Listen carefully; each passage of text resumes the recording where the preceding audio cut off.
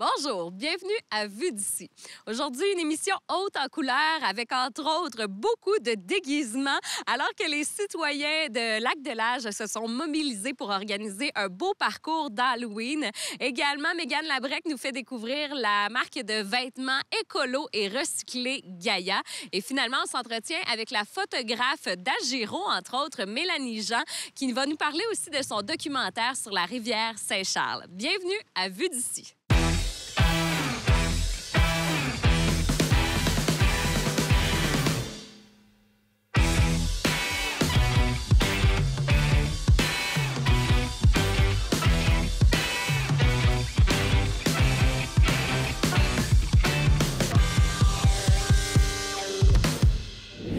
31 octobre, beau parcours d'Halloween qui a été créé par la ville, mais aussi les citoyens de Lac-de-L'Age. On est en plein bois aujourd'hui et les enfants doivent découvrir qui a volé les poules. Alors, c'est ce qu'on va essayer de découvrir aujourd'hui pour ce parcours d'Halloween à Lac-de-L'Age.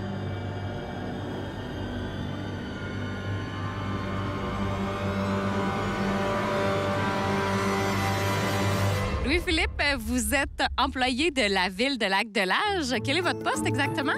Assistant contremaître à la ville. OK. Puis toute autre tâche connexe, dont, entre autres, organiser une fête d'Halloween et aussi participer aux activités la fin de semaine. Pourquoi vous avez le goût de vous impliquer?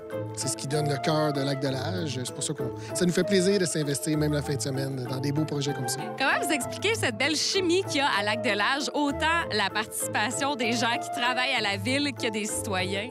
Ouais, ça fait plusieurs années que les gens s'impliquent. Puis la pandémie a aidé à resserrer les liens avec les restrictions qu'on a eues. L'année passée, on a eu l'idée de faire cet Halloween spécial, un parcours dans la forêt. Puis on a décidé de ramener ça cette année, étant donné que ça avait été apprécié. Puis dans les différents événements qu'on fait, on a toujours une bonne participation des citoyens. Il y a vraiment beaucoup de décorations dans le parcours. Comment vous avez procédé pour avoir autant de déco? Bien, au fond, il y a beaucoup de gens qui sont, par exemple, la bouteille de propane décorée cette année, c'est quand il y a eu les monstres ménagers. Il y a une citoyenne qui a dit « Hey, on devrait utiliser les bouteilles de propane qui sont aux monstres ménagers puis les peinturer. » Puis là, c'est énormément d'idées citoyennes qui a amené aux décorations. Mais il y a aussi les épouvantails. Au fond, la ville a lancé un concours pour chacun fait son épouvantail, le met devant sa maison. Puis la journée du parcours, on vient les porter là, à ce moment-là, dans la fin du parcours.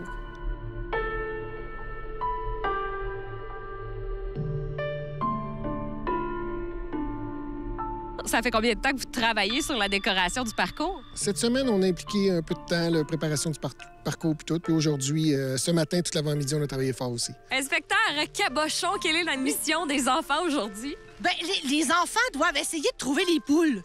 Les poules du Lac-de-L'Age qui ont été volées.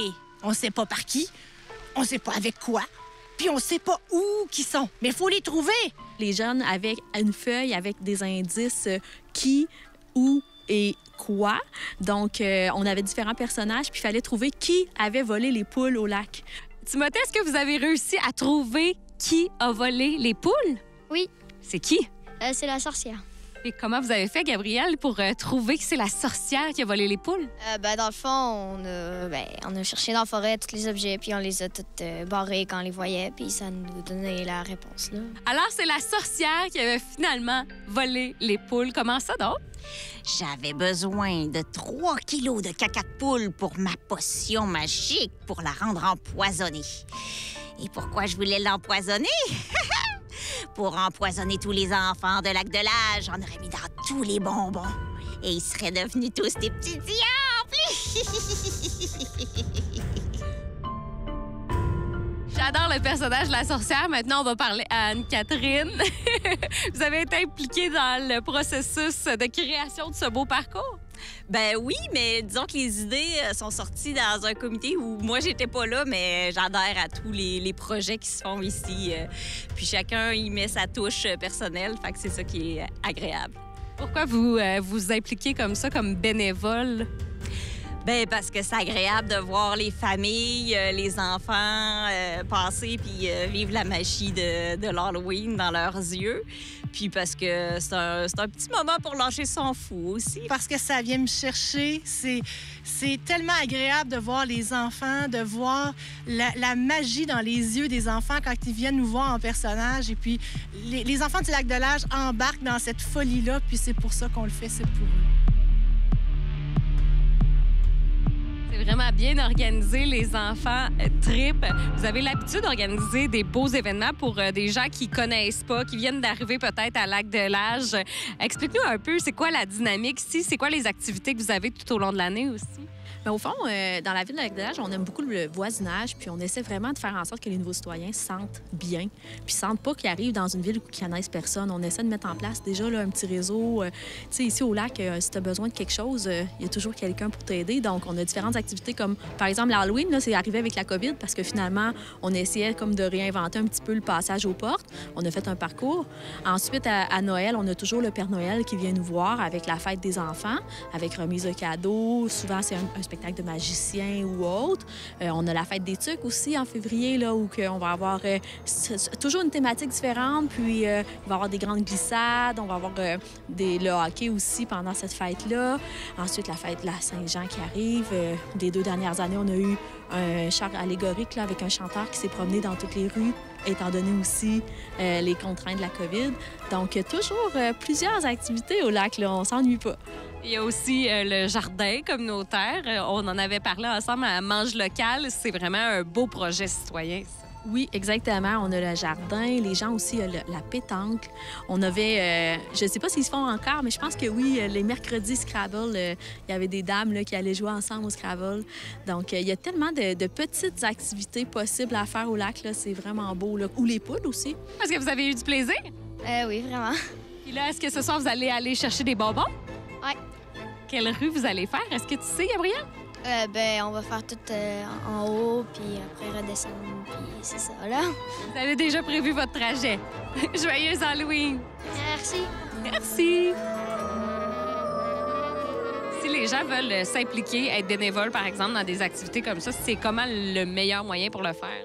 Simplement écrire à la ville, parce qu'au fond, on a tellement d'activités au courant de l'année. Simplement nous écrire à Mélissa, même nous, des fois, nous croiser. Les gens nous reconnaissent. C'est tout le temps pas mal les mêmes bénévoles. On recrute un petit peu, mais des fois, on nous voit, j'ai adoré l'activité, j'aimerais ça participer l'an prochain, pas de problème. Tu sais, on fait toujours des appels là, pour que les gens viennent nous aider. Là. Tu le mentionnais tout à l'heure, vous l'avez fait l'an passé, le parcours. Donc là, c'est la 2e édition. Est-ce qu'il y aura une 3e édition? Pourquoi pas?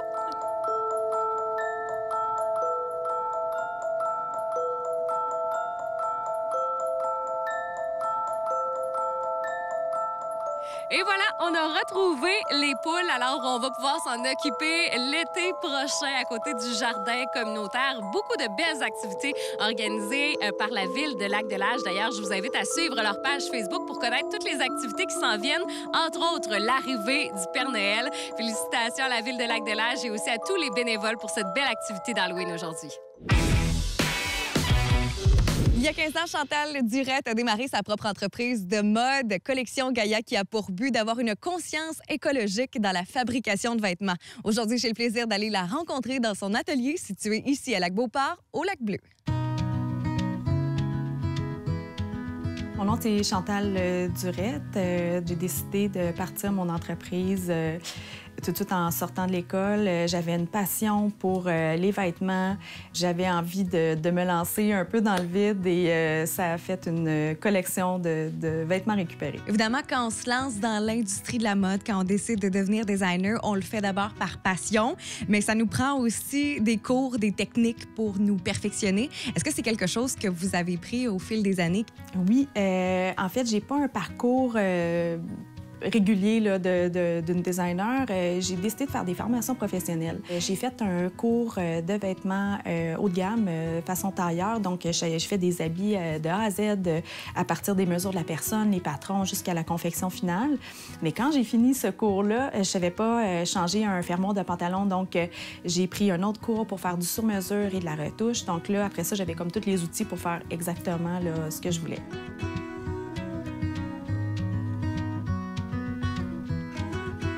Votre entreprise s'appelle Collection Gaïa. Pourquoi est-ce que vous avez décidé d'utiliser ce nom-là pour vous démarquer là, dans l'industrie de la mode?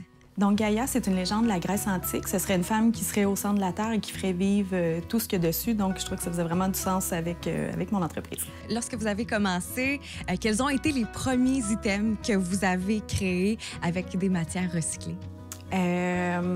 C'était des mitaines.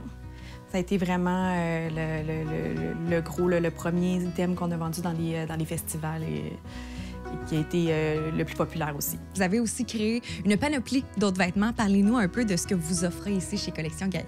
Donc, j'ai mes accessoires qui sont très populaires, c'est mes accessoires en laine. Donc, j'ai foulard, jambières, pantoufles, mitaines, évidemment.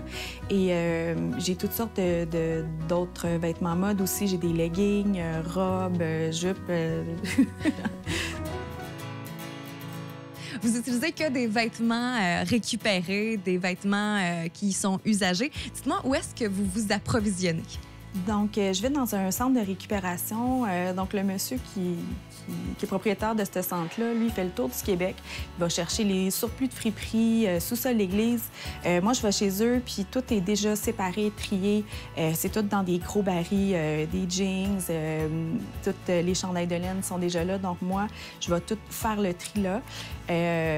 Puis après ça, je lave tout ça une fois rendu à la maison. Puis après ça, je découpe dedans. Et justement, là, j'imagine que la sélection de ces matériaux-là doit être une grande partie de votre travail côté créatif. Oui, absolument. Je vais vraiment regarder le matériau, puis on dirait que je vois exactement ce que ça va faire un coup fini. Je suis capable de visualiser. Donc, c'est une de mes forces aussi, puis c'est pour ça que j'aime ça, faire la récupération. Je ne vais pas faire les dessins avant. On dirait qu'avec le matériau directement, là, je vais voir déjà le produit fini. Et justement, parlons de la sélection des matériaux. Comme par exemple, ici, on a une paire de mitaines en laine. J'imagine qu'il faut quand même trouver une panoplie de tissus qui peuvent bien se jumeler ensemble pour créer finalement ce modèle-là. Oui, en fait, avec la récupération, c'est ça qui est un peu compliqué. C'est qu'il faut énormément de matériaux pour pouvoir faire des beaux agencements. Puis il faut que la qualité soit là aussi. Puis comme pour le dessous de la mitaine, j'utilise des chandails qui sont foulés, des chandails qui sont vraiment épais. J'ajoute un pouce de cuir qui est fait avec des vieux manteaux de cuir. L'entreprise a énormément de morceaux créés à partir de patchwork, donc de vêtements récupérés, mais il y en a aussi énormément qui sont créés à partir de nouveaux matériaux qui n'ont jamais été utilisés. Dites-moi, ça représente combien de pourcentage de votre entreprise? À peu près 75 %. Et pourquoi est-ce que c'est important pour vous d'avoir cette nouvelle division-là dans Collection Gaïa? Avec les années, j'avais le goût aussi de me réinventer. Là. Donc, avec le patchwork, après une dizaine d'années, j'étais due pour faire un peu de changement là, dans ma ligne. L'industrie de la mode, c'est une des industries les plus polluantes au monde. Puis il faut faire quelque chose. Là. Je veux dire, je me sens aussi responsable en créant des objets. Donc, je veux que ce soit biodégradable au final. Lorsque vous vous installez pour créer dans votre atelier, dites-moi comment est-ce que ça fonctionne? Donc, après avoir fait toute ma tournée, là, ramasser tous mes matériaux, je vais avoir envie de créer un objet qui est durable, qui est visuellement aussi beau. Donc, je pars de rien, je vais créer mon patron. Des fois, ça peut prendre une semaine à juste faire des prototypes, faire tous les ajustements pour avoir exactement ce que j'ai en tête. Puis, il y a aussi la difficulté des matériaux récupérés. Donc, souvent, c'est pas extensible autant qu'on veut. Les matériaux ont une épaisseur différente ensemble. C'est un gros défi, là, finalement, de faire de la récupération. Donc, c'est ça. Donc, je vais trouver les vêtements, je les lave. Après ça, je crée les patrons, je découpe dedans et c'est comme si je créais un tissu pour avoir mon produit final. Chantal, est-ce qu'il y a des designers ou encore des matériaux, des choses que vous avez vues qui vous inspirent principalement? En fait, j'ai jamais vraiment suivi la mode. J'avais souvent envie de quelque chose de précis dans la tête. J'allais en magasin. Après ça, je la créais là, à partir de ce que j'avais à la maison. Là. Où est-ce que les gens peuvent s'approvisionner en vêtements de Collection Gaïa? J'ai fait beaucoup de salons métiers d'art, d'expositions de Noël. Donc, je vais être prochainement au salon de Noël de Stoneham. Donc, j'ai très hâte. Je vais avoir une petite cabane à l'extérieur. J'ai une boutique en ligne sur la plateforme Etsy. Donc, ce qui est merveilleux d'Etsy, c'est une plateforme d'artisans à travers le monde. Donc, je peux être connue et vendue à travers le monde. Dans les dernières années, Collection Gaïa avait en main un camion dans lequel vous vous promeniez sur la route pour présenter vos designs à votre clientèle. Vous n'avez plus ce camion-là, mais vous désirez éventuellement refaire l'acquisition d'un camion. Pourquoi est-ce que c'est important pour vous, justement, de vous promener sur la route pour rencontrer votre clientèle? Je suis une grande voyageuse, donc ça va chercher comme une autre partie aussi de mes passions. Puis les gens, quand je les vois essayer mes vêtements, je les trouve inspirants aussi. Ils me demandent des produits en particulier, donc souvent je vais les créer à partir de ce que les gens me demandent. Est-ce que vous faites des produits sur mesure? Est-ce que c'est quelque chose que vous offrez ici chez Collection Gaïa? J'en fais plus maintenant, mais les gens, s'ils veulent, avec un lainage, se faire créer quelque chose en particulier, comme les mitaines ou un modèle qu'il y a déjà dans ma collection, ça me fait toujours plaisir de le faire. Chantal, ça fait 15 ans que vous êtes dans l'industrie de la mode et on vous en souhaite 15 autres belles années. Mais dites-moi, où est-ce que vous voyez votre entreprise là, dans les années futures? Donc, de continuer ma plateforme en ligne et de pouvoir aussi continuer à rouler avec mon camion pour aller voir les gens directement dans des festivals.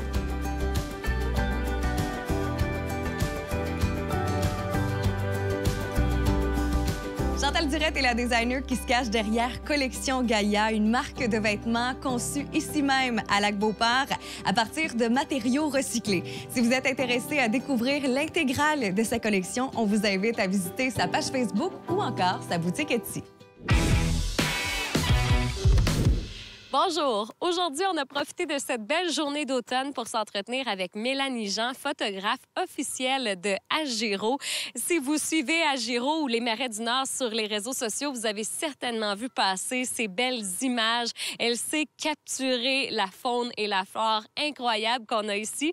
On va la rencontrer, elle va nous partager sa passion et aussi elle va nous parler de son documentaire « La rivière aux 1000 détours ». Mélanie Jean, photographe, ça va bien? Ben oui, toi? Oui, merci beaucoup de nous accueillir dans ton milieu de vie, pratiquement, Oui. ici au Marais du Nord aujourd'hui. C'est un endroit que tu as découvert à quel moment dans ta vie? Je dirais il y a au moins une dizaine d'années. Ok. Puis ici, plus on vient, plus on veut revenir. Oui. Et j'ai été victime aussi de ce phénomène.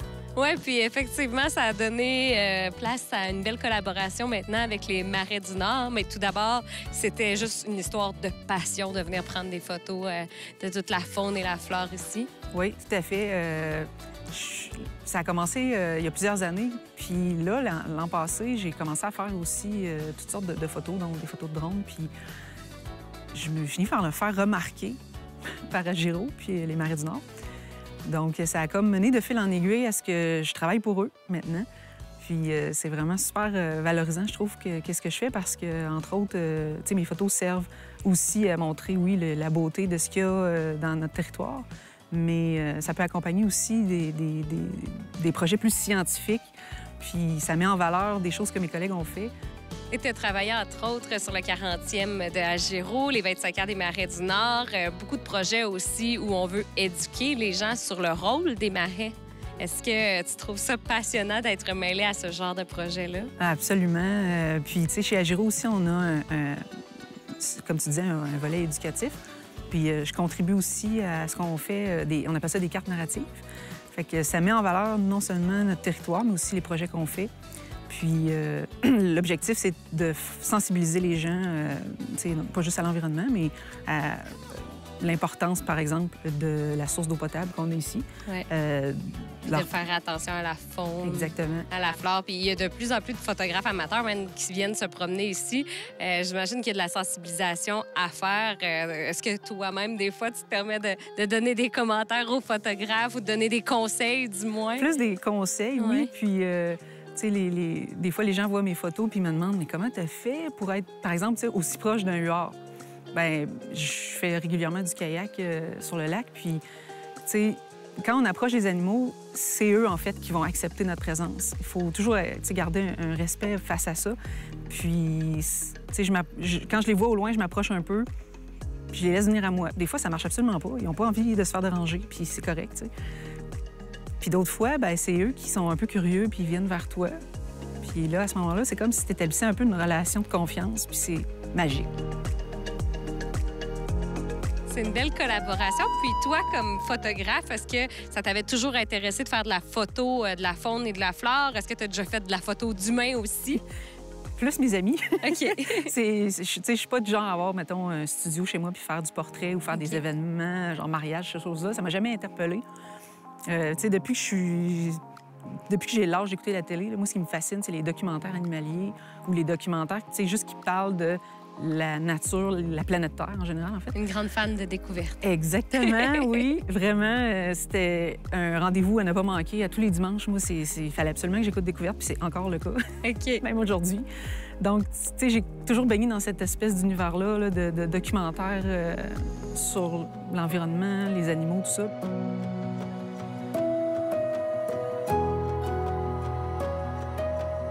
Prochainement, on a des extraits de ton documentaire qui s'en vient sur la rivière Saint-Charles. Ça vient de où, cette idée-là, la genèse de tout ça? Bien, c'est parti il y a presque 2 ans. J'ai eu envie de lancer, vraiment, pour le plaisir, une chaîne YouTube sur la géographie. Parce que je trouvais que c'était un sujet, en tout cas, c'est pas la matière la plus priorisée, d'après moi, là, à l'école. Là. En tout cas, si je me rappelle de mes souvenirs. Puis je me suis dit, il y a toutes sortes de choses sur la géographie qui peuvent intéresser les gens. Fait que je me suis mis à faire des petites capsules de 2-3 minutes sur, ça vient d'où la boussole? C'est quoi l'analyse spatiale? La Terre, est-tu vraiment ronde? Toutes sortes de trucs comme ça. OK. Puis je me suis dit, à un moment donné, là, ça vient encore de mon amour pour les documentaires que j'écoutais depuis mon enfance. Je me suis dit, OK, je pourrais pousser ça plus loin puis faire comme des petits vidéos plus documentaires avec de la musique, mais qui a quand même l'objectif de faire apprendre des choses aux gens. Puis le premier sujet qui m'est venu en tête, c'est il faut que je parle de quelque chose qui est ici. Puis la première chose qui m'est venue en tête, c'est ça va être sur la rivière Saint-Charles, c'est évident. Je suis tellement souvent rendue dans le sentier linéaire de la rivière Saint-Charles. Ça a comme venu naturellement. Je me suis pas posé de questions, là, c'est drôle. C'est vraiment le sujet qui m'est venu tout de suite. Puis, je fais souvent des vidéos en drone, juste pour le plaisir, dans des secteurs proches de la rivière. Puis, je trouve ça tellement magnifique que, les étoiles se sont alignées. Je fais, ça va être de ça que j'ai envie de parler.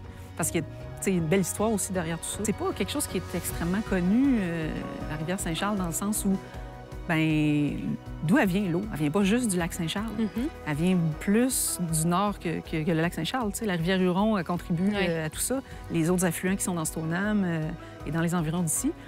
L'histoire des Premières Nations qui ont passé aussi par cette rivière-là. C'est ça, il y a une richesse historique ici aussi, là, qui, ça a servi de lieu, comme tu disais, pour les Premières Nations, de voie de transport, même jusque dans le Saguenay, avec les Jésuites.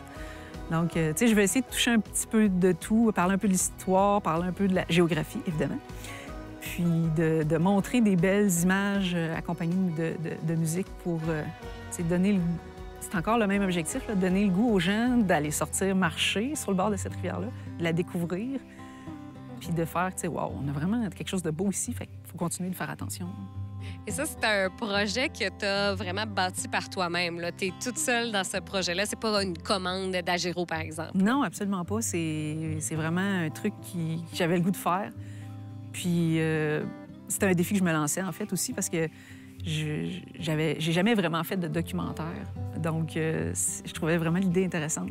Effectivement. Puis j'imagine que tu t'es entourée aussi de plusieurs collaborateurs pour aller chercher ton information. Entre autres, Agero, quand même une bonne source d'information. Oui, c'est pas mal la principale source d'information parce que, ils ont fait énormément d'études aussi sur le territoire puis sur la rivière Saint-Charles. Je sens que ça va être très intéressant, qu'on va en apprendre beaucoup. Là, il y a un premier teaser qui est sorti. Puis sinon, on peut s'attendre à voir ce documentaire-là quand? L'objectif, c'est qu'il soit en ligne sur ma chaîne YouTube là, un peu avant Noël. Fait que ça s'en vient. Là, c'est dit sur nos ondes, donc pas le choix. J'ai pas le choix, c'est ça. Puis ta chaîne YouTube, c'est quoi? C'est assez simple, c'est Géographie 101. Parfait. Puis on peut te contacter aussi via ta page Facebook. Oui. Mélanie Jean, photographe. Puis est-ce que tu es ouverte si les gens veulent des conseils sur comment venir prendre des photos concrètement? Oui, ça va me faire plaisir s'il y en a qui ont des questions, évidemment. Puis en terminant, ça a été un coup de cœur pour toi, les Marais du Nord. Tu es une fille de Charlesbourg. Qu'est-ce que t'aimes tant que ça de venir ici? On veut t'entendre un peu sur ton amour du lac Saint-Charles. Bien, de un, la tranquillité qu'on retrouve ici, c'est extraordinaire. la proximité qu'on a avec la nature aussi. Tu sais, tous les sentiers qui ont été développés ici permettent ça. Puis la beauté du paysage, peu importe la saison, des fois, ça laisse sans mots tellement c'est beau. Là. Fait qu'on peut te retrouver en été en kayak, puis avec tes bottes d'hiver à l'année. Ça ressemble à ça, oui. Ben, un gros merci. C'est moi qui te remercie.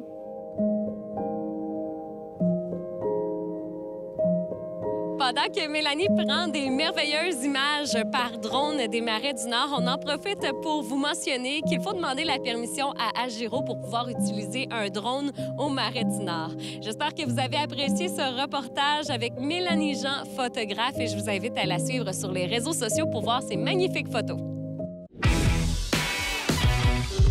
C'est vraiment inspirant de voir la belle mobilisation des citoyens de Lac-de-L'Age avec ce parcours d'Halloween. Également, merci à Mégane Labrec de nous avoir fait découvrir la marque de vêtements Gaïa. Et finalement, ça a été un plaisir de rencontrer Mélanie Jean, photographe. Allez suivre sa page Facebook. Elle a tellement des belles photos. Pour voir ou revoir nos émissions, consultez le ccap.tv. Et si vous avez des suggestions d'activités ou de sujets à couvrir dans l'émission, écrivez-nous à info@commercial-ccap.tv.